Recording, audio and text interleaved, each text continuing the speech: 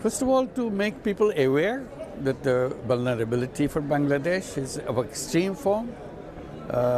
Many countries don't realize it. And there are other countries, an existential issue for them, the island countries. So we want to highlight that what is happening on the front line, let's say on the climate part. At the same time, what personally I try to raise the question, draw attention, it's not about taking some projects here and projects there to solve the climate issue. Climate is a global issue. It has to be solved in a global framework, not a project here and project there. I'm not discarding the projects. They are important. It's important for Bangladesh. But that's stopgap arrangements.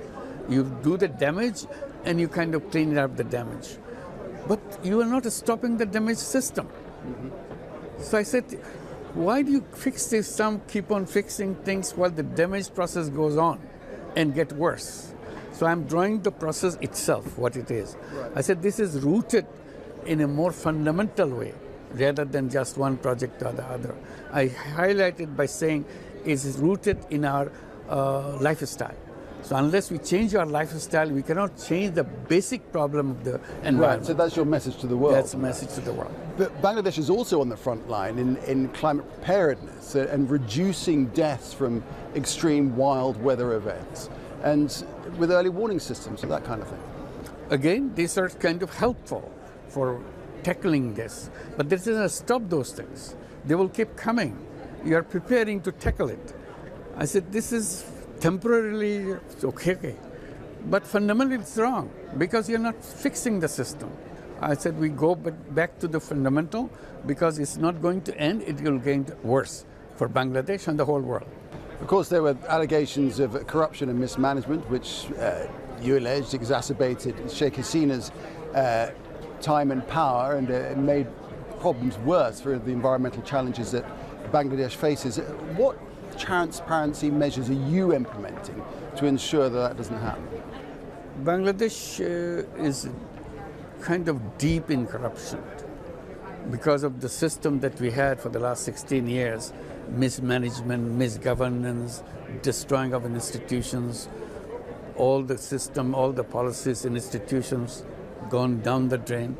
So we have a big task of kind of bringing it up and point by point, sector by sector, bring cleaning process, and not just for the time being, fundamental changes, so that we clean it up not for the time being, for the all time to come. In how the institutions can function, how government offices are feared because the moment you get in touch with the government office, somebody is going to torture you because they will squeeze you to get some money and so on. I said this is a shame.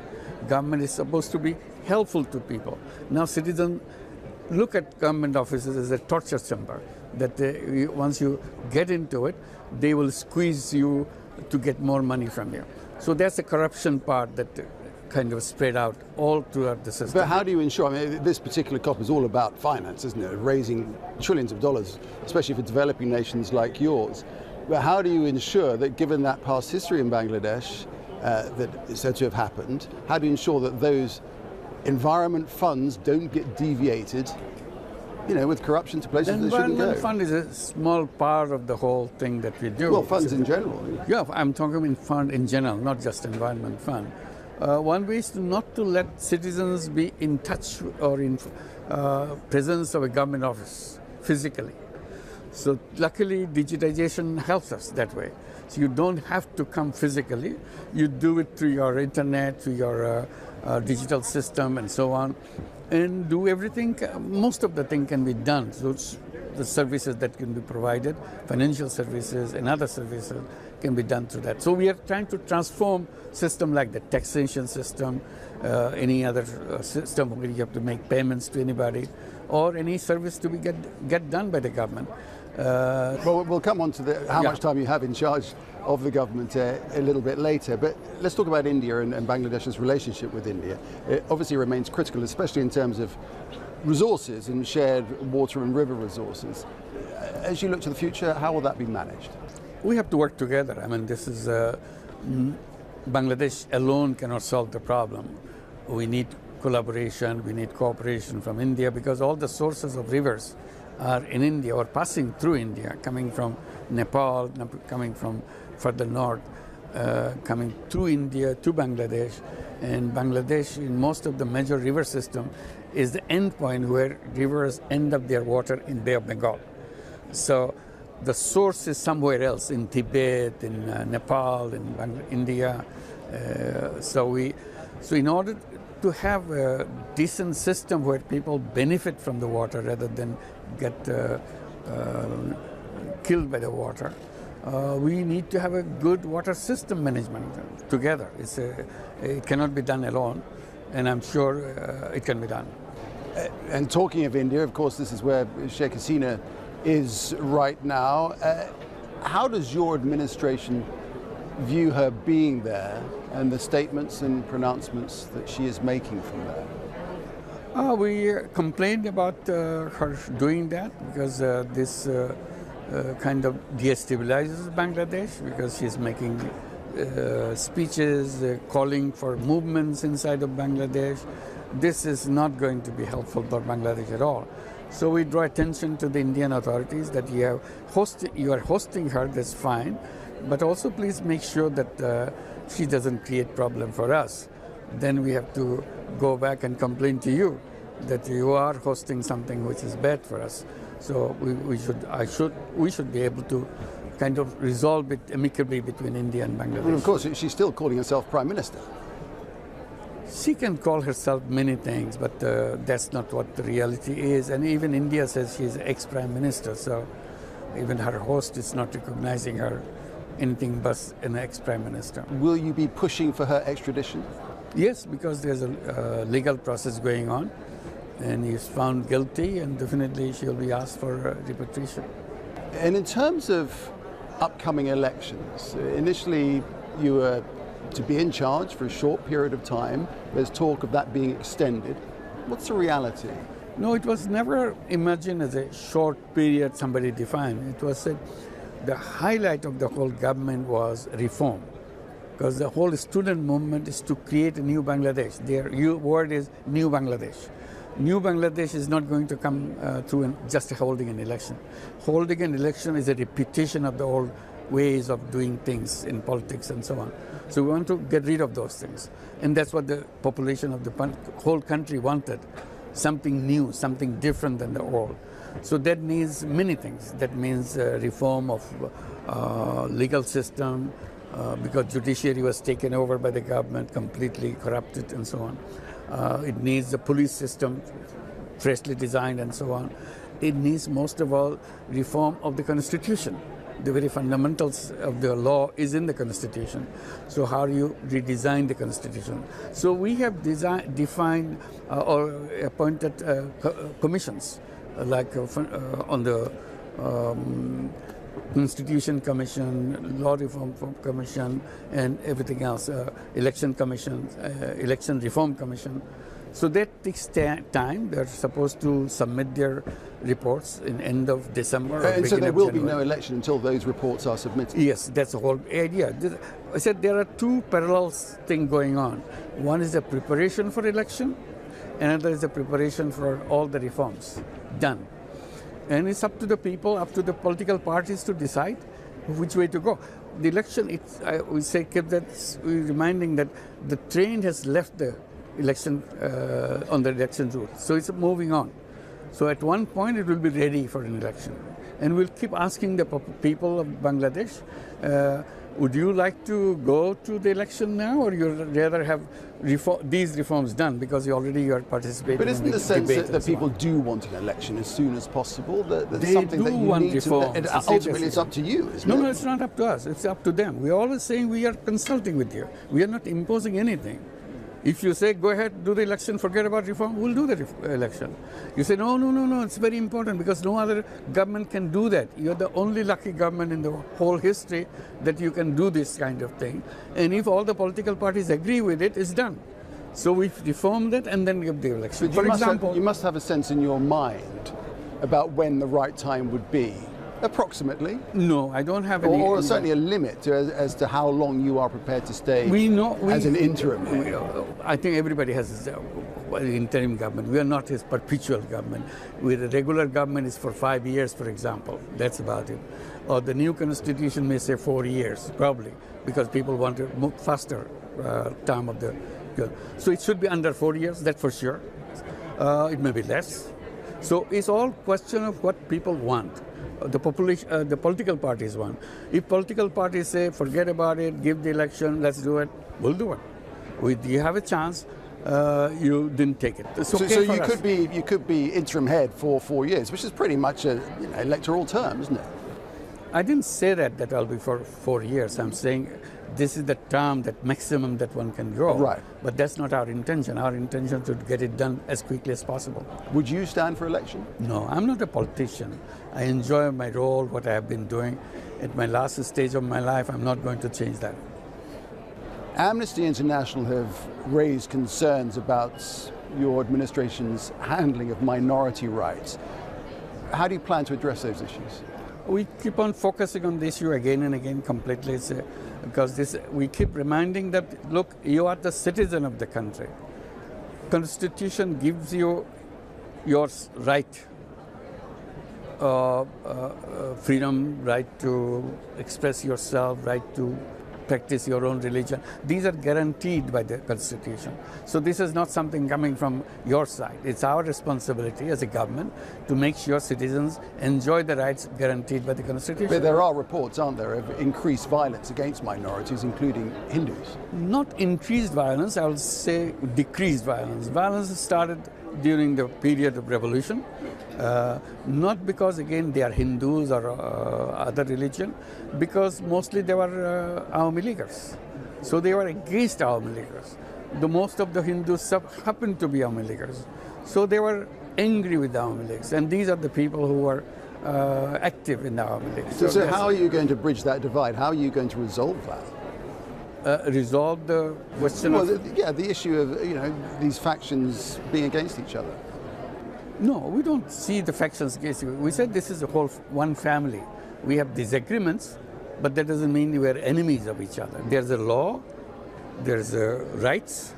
Our job is to ensure all the rights to every citizen. Of course, you'll know that the new president-elect of the United States, he's weighed in on this, isn't he, before the election. He condemned the ongoing, what he perceived as the ongoing treatment in Bangladesh of minorities. Of course, This is mostly propaganda. It has totally baseless propaganda. It's unfortunate.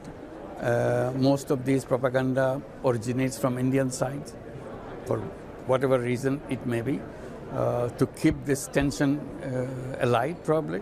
But in reality, it doesn't exist. We had the case of their most celebrated puja, worship that the Hindus have. And thousands of puja sites were done with celebrations and so on, with no incidents at all. So, well, you and he have not got on that well in the past, have you? There's a certain tension, I think I'd be right in saying it. How do you plan to handle that? Tension between you and President Trump? I had no interaction with President Trump in the past, so I had no problem with him in a personal way. If you talk about the Republican Party, I have friends in the Democratic Party, I have friends in the Republican Party. It was the House which voted for Congressional Gold Medal for me, 100% consensus by the both parties, so we had no problem there. So I never had any problem so far as the Republican Party is concerned, or Democratic Party is concerned, or Trump is concerned. So I don't see any negative thing emerging suddenly because Trump is the president of the United States. I think foreign policy of the United States is not something switches back and forth depending on who is the president. There's a stable part of that policy. Right, so you don't think he would take a different stance towards the region? So. Absolutely, no way. No way. Sheikh Hasina alleged that the United States played a role in her ousting. The Biden administration denied that. What do you think about that? If you are in Bangladesh, you'll be crazy to things like that. Is these students who are demonstrating on the street, giving their life, And when the mobs were moving into their house from all directions, hundreds of thousands of mobs moving to their house, it was her family saying it's time to run away, because otherwise the mob will just take over this whole house and will be done. So she invited the army to help her to get out of the country, and army helped her to get out of the country, go to India. And that's how it happened. It's not somebody instructing from somebody, sending some army or somebody. It's not like that. It's student movement and joined by entire population of the country. When that happened, Yeah. were you surprised or could you see it coming? First of all, I was not in the country, so I was not seeing hour-to-hour development. I'm only seeing what is press in the press. I got the net result, what happened, because I was invited to get the government. I got a telephone call that we invite you to form the government. So the country was without a government for 3 days because I was not there. So when I arrived, I take oath and government is formed. So this is the kind of uncertainties, unpredictable things that were happening, and nobody was planning from somewhere to pull a string that this is going to happen. It was not like that. But looking on from afar, as these events unfolded and Sheikh Hasina left the country, were you surprised? Everybody was surprised because this was so sudden. She was so entrenched. Nobody thought she would really run away. The students are coming, people are joined by, the students are joined by all the people in the country. There was a massive amount of mobilization from all over the country moving towards Dhaka and moving to her house. So that was something unheard of, this was unplanned for, and nobody knew that this will happen. The expectation was something will happen because the whole country is against her. But it happened. But not the whole country. Not the whole country. Whole country, yes, whole country. Well, there's a fairly large element that were in support of her and still are. Are you sure there's a large element of these people? These are small people, but with lots of power. That's how they rule the country. So when I say whole country, I mean whole country against them. When you got that phone call asking you to become interim head, how much consideration did you have to give it? Was it an instant response to say, I'm going to do that? First of all, my first response was, look, I don't want to be involved in politics. That's what I was always trying to stay away from. So I don't think I should get in. I said, you think it over, find somebody else to run the country, not me. So you come back and call me tomorrow, see what you have decided. So they called me next day. They said, we debated and discussed, you should take over. So we are waiting for you. And you have to please agree. So finally I said, look, you have given lives for this, and you have suffered so much for this. If you have done so much already, I will forget what I had said before, and I'll accept your invitation and I'll come back. So I came back. Bangladesh's economy is not strong. It relies on IMF support in what is a current financial crisis. How do you view that, and how confident are you that you can emerge out of it? Oh, it's terrible. The whole economy is in terrible shape. Previous government has made so many big projects, billions of dollars projects this way, that way, and the whole banking system is totally destroyed. Billions of dollars have been transferred from Bangladesh to her cronies and other people taken away. So it's in shambles, and foreign exchange reserve went down. So when we took back the whole system, we got a devastated system, an economy, which is dysfunctional economy and so on. So luckily, world has been very supportive of us. So we got tremendous amount of support everywhere. So they will help you to survive, to continue, and so on. So we went to international organizations, we went to the governments and so on to help us out, to provide us the finance, provide us the system, and so on. And they very, very warmly supported us. And that's what helped us to settle all the problems of the banking system, put in shape, and also the international transactions and make big payments. We already make big payments out of Bangladesh without touching the reserve, our international reserve that we have. We let it alone. By current income, we could pay whoever had those bills. How and when will that kind of resetting feed down into the man on the street, the pockets, the man and the woman on the street, and so they can feel that they have more ability to spend money? Already they're feeling it, because this system now is something that they can rely on. It's not wild inflation is not going wild. Our foreign exchange is not disappearing. Our foreign exchange reserve is building up every month. So people are reassured, and their jobs are there. So we see that the confidence is coming back. What's your assessment of how the political parties are going to be set up within Bangladesh? And first up with the student-led monsoon revolution, which played a key role, as we've been talking about, in Hasina's ousting. You've recognised key student leaders, haven't you? But isn't there a danger of factionalism within any new government? No, I just see there's political parties, traditional political parties are there. They are now free. These people couldn't function before, under the previous regime. Most of them, they were in jail. Hundreds of thousands of these workers were in jail. They're released, they're active. So the old political parties actively participating and so on, and collaborating with the interim government. So we are very happy with that. So we don't see any problem with the political system. They are now waiting to see how to participate in the reform system and also the election. And that applies to the parties themselves, all the parties that exist now. That's right. Can stay and sure. submit themselves for election. Absolutely. As time goes on.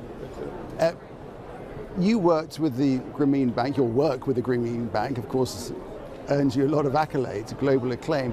But it did also draw some criticism regarding the microcredit projects and the kind of long-term effects of perpetuating debt cycles. Did you agree with that criticism? No, I don't, because they cook up all the stories. To give you where an did example, they come from then? Why were they saying it? Say that they don't like something they didn't think about, somebody did it, so this is one. And also they bring the element that you charge interest. Interest is a word that's not supported by the religion. So I said, whatever the religion said about interest, that's exploitation interest, not the interest that we are charging to provide a service. So that's what we are. So this is one on the religious side. Other one, political, that he's becoming too popular, so we have to condemn this. It's just good. So I've been harassed by the previous government. I was about to sent in jail. There are more than 200 court cases against me during the past regime and so on. So this is another story. I was saying that the United States has a microcredit program called Grameen America. It works in 35 cities in the United States.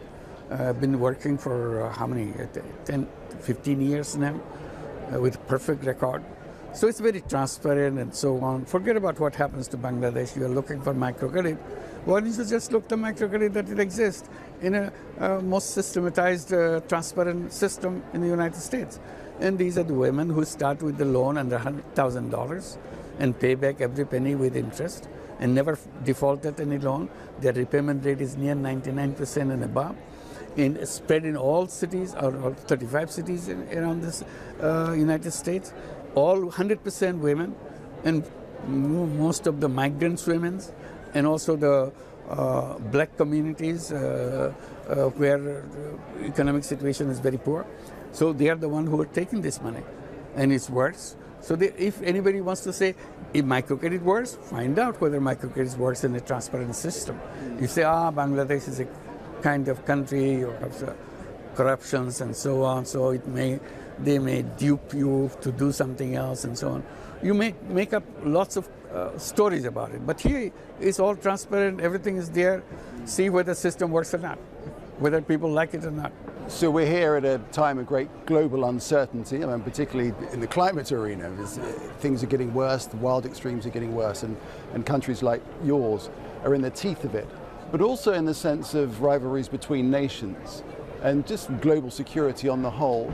What's your sense of how that's playing out generally around the world, and also Bangladesh's role? Well, I'm not a politician, so I'm not kind of making such observations, studies, and so on. So I will not make any comment on that. So far as Bangladesh is concerned, we are all friends. They want to be helpful. We want their help. So we work together, every country. We have no problem. Finally, as you look back over your life, do you think you ever thought you'd be anything close to the position you're now in, leading the nation? Well, it's a very funny thing because people always keep saying that you will be running the country. Right. Yeah. So I was always saying no, not to me. Yeah. So I was invited to form the government back now, several years back, when there's a transitional government to be formed. I was approached. Army came to tell that you take over now. I said, no, not me, find somebody else. So they stayed on the whole night to try to persuade. So I said no, and I stayed with no. I didn't take it. So ever since that, every time something happens, he is the one who has to be the head of the government. So this is going on and on. It's not something new for me. I was in the government, in a caretaker government, in one of the earlier one. So that was one stint that I had, very short period of time, 90 days of it.